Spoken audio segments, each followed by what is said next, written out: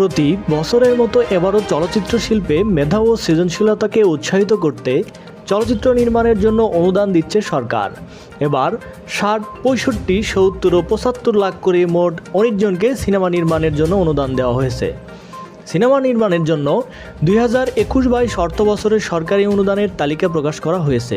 বুধবার একটি প্রজ্ঞাপনের মাধ্যমে তালিকাটি প্রকাশ করে তথ্য ও সম্প্রচার মন্ত্রণালয়। এবছর ১৯টি সিনেমাকে অনুদান প্রদান করা হয়েছে, যা গত বছর ছিল ২০টি।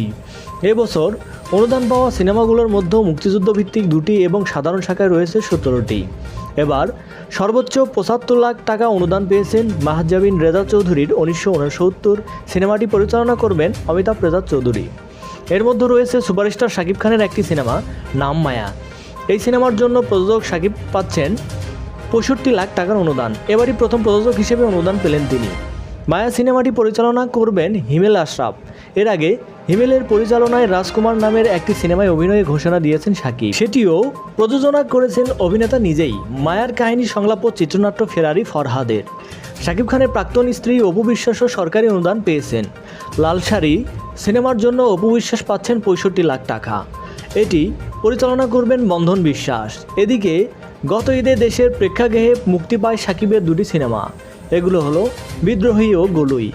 আসন্ন ঈদেও নতুন সিনেমা নিয়ে হাজির হবেন এই তারকা। প্রিয় দর্শক মণ্ডলী, একটি কথা না বললেই নয়, আমাদের চ্যানেলের সমস্ত ভিডিও শুধুমাত্র বিনোদনের জন্য।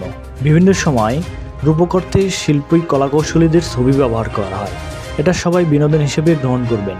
ধন্যবাদ।